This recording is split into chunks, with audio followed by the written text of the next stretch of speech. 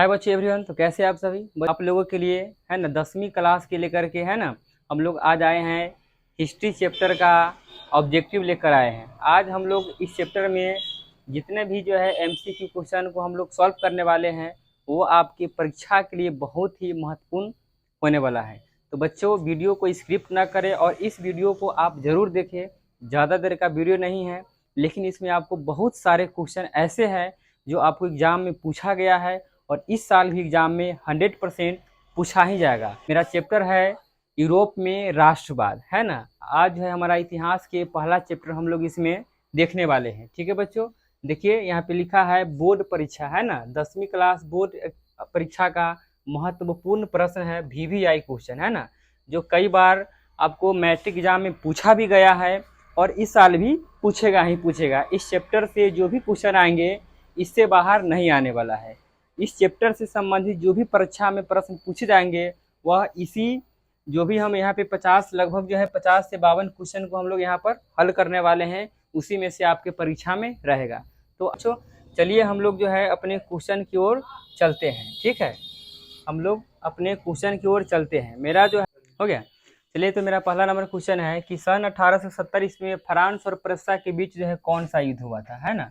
तो कौन सा युद्ध हुआ था? तो सिडॉन युद्ध हुआ था और 1870 ईस्वी में यह युद्ध हुआ था। ठीक है, चलिए हम लोग चलते हैं अगले क्वेश्चन की ओर। अगला क्वेश्चन हमारा कुछ इस प्रकार से है, कह रहा है कि किस युद्ध के बाद जो है जर्मनी का एकीकरण संभव हुआ। किस युद्ध के बाद जो है जर्मनी का एकीकरण संभव हुआ या पूरा हुआ? तो सेडॉन का युद्ध, ये जो है 1870 ईस्वी में हुआ था। ठीक है बच्चों, चलिए हमारा दूसरा नंबर क्वेश्चन यह है, कह रहा है कि यूरोप का मरीज किसे कहा जाता है? तो तुर्की को। यूरोप का मरीज किसे कहा जाता है? तुर्की को। यंग यूरोप का संस्थापक कौन था, है ना। यंग यूरोप को स्थापना करने वाले कौन थे? तो मेजनी थे। यंग यूरोप का संस्थापक कौन थे? तो मेजनी थे। चलिए हमारा दूसरा क्वेश्चन यह है, कह रहा है कि टिप्पू सुल्तान कहाँ के शासक थे, है ना। कि टिप्पू सुल्तान कहाँ के शासक थे? तो टिप्पू सुल्तान जो है तैमूर के संस्थापक थे। ठीक है, अगला क्वेश्चन हमारा है कि गैरीबाल्डी पेशे से क्या थे? तो गैरीबाल्डी पेशे से जो है बच्चों नाविक थे। क्या थे? नाविक थे, क्योंकि ये नाव चलाते थे इसलिए नाविक कहा जाता है। जैसे अगर हम मान लीजिए पढ़ा रहे हैं तो मैं पेशे से क्या हूँ? तो मैं पेशे से एक शिक्षक हूँ। वैसे ये जो है एक पेशे से क्या थे? नाविक थे, क्योंकि ये नाव चालक थे। ठीक है बच्चों, चलिए अगर अगला क्वेश्चन मेरा यहाँ है, कहता है कि फ्रैंकफर्ट की संधि जो है पर हस्ताक्षर कब हुई थी, है ना। कब हुई था? 1871 ईस्वी में हुआ। और इसी क्वेश्चन को देखिए पुनः जो है दोबारा से घुमा दिया, कह रहा है कि 1871 में कौन सी संधि हुई थी? तो वही फ्रैंकफर्ट की संधि हुई थी। और बच्चों ये जो भी क्वेश्चन आप देख रहे हैं सारे के सारे क्वेश्चन कहीं ना कहीं एग्जाम में पूछे गए हैं, इसलिए आपके परीक्षा के लिए बहुत ही इंपॉर्टेंट क्वेश्चन ये है। इस चैप्टर से परीक्षा आपके बोर्ड में आती है, बोर्ड परीक्षा में इस चैप्टर से अगर प्रश्न आती है तो हम जो ऑब्जेक्टिव आप लोग को अभी कराने जा रहे हैं एमसीक्यू, इससे बाहर आपका क्वेश्चन एक भी नहीं रहेगा। ठीक है, कह रहा है कि 1830 की क्रांति के बाद फ्रांस में किस प्रकार का शासन व्यवस्था जो है स्थापित हुआ? तो संवैधानिक राजतंत्र व्यवस्था स्थापित हुआ। अगला है कि जर्मनी के एकीकरण के लिए कौन सा उत्तरदायी था? तो बिस्मार्क। कौन था? बिस्मार्क। चलिए अगला क्वेश्चन हमारा है, कह रहा है यहाँ पर कि इटली के एकीकरण में निम्न में से किसका संबंध नहीं है? इटली के एकीकरण में निम्न में से किसका संबंध नहीं है? तो इसमें कह रहा है कि इटली के जब एकीकरण हुआ तो इनमें से कौन लोग थे जिनका योगदान नहीं था? तो बिस्मार्क, है ना, बिस्मार्क। अगला है कि इटली और जर्मनी के एकीकरण के विरुद्ध में इसमें से कौन था? तो ऑस्ट्रेलिया था। ये चाहता था कि एकीकरण न हो। ठीक है, चलिए अगला क्वेश्चन है कि जर्मनी के एकीकरण का प्रमुख प्रमुख जो है वस्तुकार कौन थे? यहाँ क्वेश्चन हमारा कह रहा है कि जर्मनी के एकीकरण का प्रमुख वस्तुकार कौन थे? तो बिस्मार्क थे। अगला है कि फ्रैंकफर्ट की संधि किस वर्ष हुई थी? तो 1871 ईस्वी में। कब हुई थी बच्चों? 1871 ईस्वी में। अगला क्वेश्चन है, देख लीजिए, कहता है जालबेरिन एक संस्था थी, तो यह व्यापारियों की एक संस्था थी। जिनेवा समझौता कब हुआ? कभी ऐसा भी रहेगा कि यहाँ जो संधि लिखा है यहाँ पर आपको लिखा रहेगा समझौता। क्या लिखा रहेगा? समझौता। कि जिनेवा समझौता कब हुआ? तो 1954 ईस्वी में। ठीक है, 1954 इसका राइट आंसर हो जाएगा। चलिए अगला क्वेश्चन हमारा देखिए आपका है, कह रहा है कि काउंट काबूर को विक्टर एमेनुअल ने किस पद पर नियुक्त किया? तो प्रधानमंत्री। किस पद पर? प्रधानमंत्री। वियना सम्मेलन कब हुआ था? तो 1815 ईस्वी में। कभी कभी आपको ऐसा भी कुछ रहेगा है ना कि 1815 ईस्वी में कौन सा सम्मेलन हुआ था, है ना, कौन सा सम्मेलन हुआ था, हुआ है ना, कौन सा सम्मेलन हुआ? और इसमें आपको कुछ ऑप्शन रहेगा, जैसे मान लीजिए आपका ऑप्शन इसमें ई रहेगा रहेगा नंबर 1 में वियना, वियना। नंबर 2 में लिखा रहेगा नंबर आपको 2 में ई रहेगा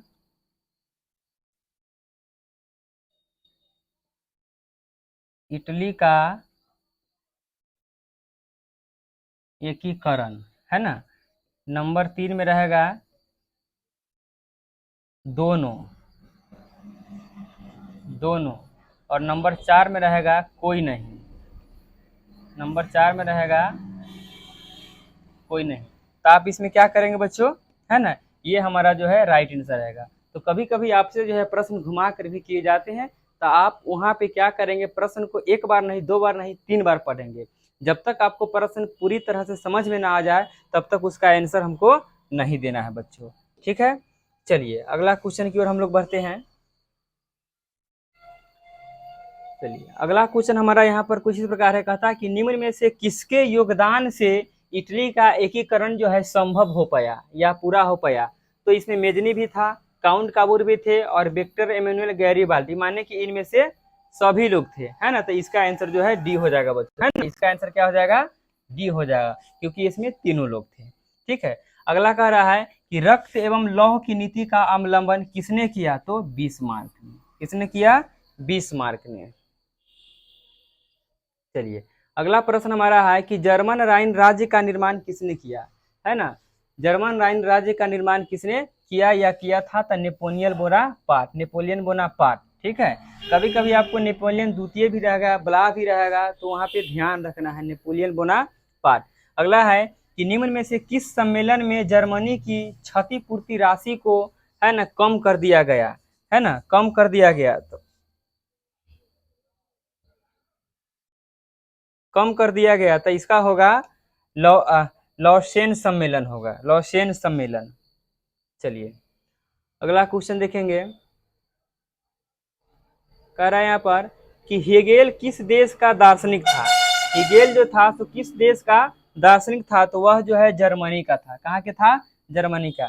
वियना कांग्रेस का मुख्य उद्देश्य उसका क्या था? तो उसका उद्देश्य यह था कि राजतंत्रों को पुनः स्थापित करना, माने राजतंत्रों को दोबारा से स्थापित करना, ठीक है बच्चों। चलिए हम लोग अगले सवाल की ओर बढ़ते हैं। मेरा 25 नंबर सवाल में कह रहा है कुछ इस प्रकार से कि फ्रांसीसी क्रांति कब हुई? यानी कहने का मतलब है कि फ्रांस की क्रांति कब हुई? फ्रांस की क्रांति कब हुई? तो 1789 से। कब हुआ? 1789 में। अगला है कि मेजनी का संबंध जो है किस संगठन से था? कार्बोनरी से था। किससे था? इसका संगठन जो है कार्बोनरी से था।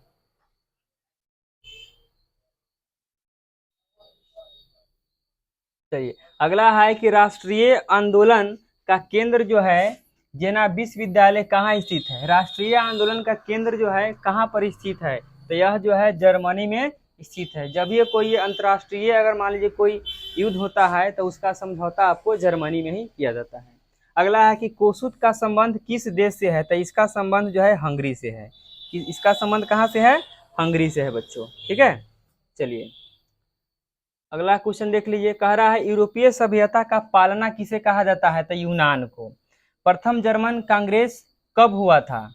तो 1864 ईस्वी में। कब हुआ था? 1864 ईस्वी में हुआ था, ठीक है। चलिए अगले क्वेश्चन की ओर। अगला प्रश्न हमारा यहाँ पर कह रहा है फिर से कि इटली का एकीकरण कब पूरा हुआ था? 1871 ईस्वी में। देखिए दोबारा से आ गया, 1871 ईस्वी में। लुई फिलिप किस देश का राजा था या शासक था? यहाँ जो है शासक के जगह पर कभी कभी आपको जो है राजा शब्द भी देखने को मिलेगा, तो आप लोग घबराएंगे नहीं, ठीक है। चलिए अगला क्वेश्चन है कि निम्न में से कौन सा जो है मध्य राष्ट्रों का गुट में शामिल नहीं था। माने इनमें से कौन था जो मध्य राष्ट्रों के गुट में या उसके सभा में यह लोग शामिल नहीं थे। तो कौन नहीं था, तो जर्मनी जो है शामिल नहीं था। ठीक है। आगे कहता है बोहेमिया जो है निम्न में से किस देश का अधीन था। माने किसके देश के अंदर में था वह, एक प्रकार से गुलाम कहिए, गुलाम था, तो ऑस्ट्रिया का था। ठीक है। अब ये जो कहेगा वही करेगा।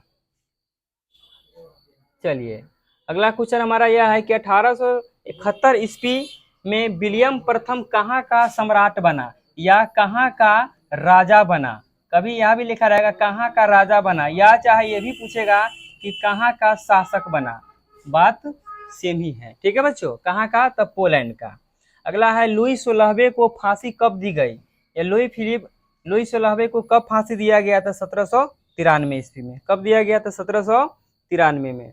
चलिए हम लोग अगले सवाल की ओर बढ़ते हैं। चलिए आगे कहता है कि पोट्सडम की घोषणा के बाद जो है किसने जो है आत्मसमर्पण कर दिया, माने अपने आप को समर्पण कर दिया, तो जापान ने। अगला है सर्निया का राजा कौन था। राजा कहे तब या चाहे शासक कहे तब। ठीक है, विक्टर एमेनुअल। चलिए अगला क्वेश्चन है इटली के एकीकरण का प्रमुख नायक कौन है। तो मेजनी भी था उसमें, काबूर भी था और गैरीबाल्डी भी था, इसलिए इसका आंसर डी होगा। इनमें से तीनों हो जाएगा। ठीक है।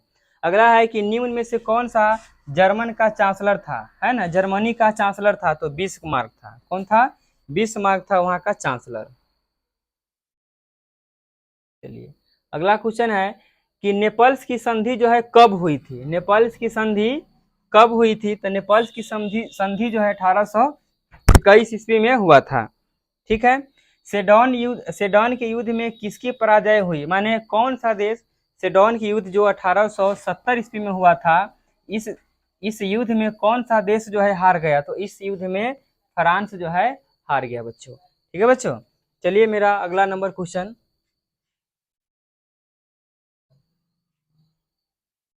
अगला क्वेश्चन कुछ इस प्रकार से है, कह रहा है कि निम्न में से किसने जो है अपने देश में अनिवार्य सैन्य सेवा जो है लागू कर दिया। तो लेनिन ने जो है अपने देश में सैन्य सेवा लागू कर दिया था। अगला क्वेश्चन है कि फ्रांस में किस शासक वंश की पुनः स्थापना वियना कांग्रेस के द्वारा किया गया था। तब बुर्बो वंश का, है ना, बुर्बो वंश का किया गया था बच्चों। ठीक है। चलिए अगला क्वेश्चन,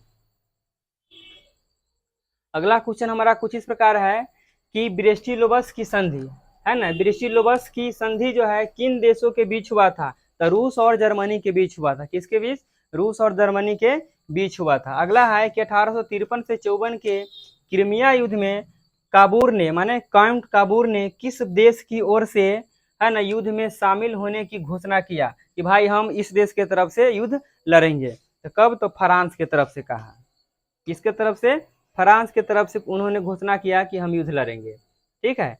अगला क्वेश्चन देखिए, कह रहा है कि यूनानी स्वतंत्रता संग्राम के दौरान तुर्की के समर्थन में कौन आया था, तो मिस्र देश आया था। कौन आया था, मिस्र देश।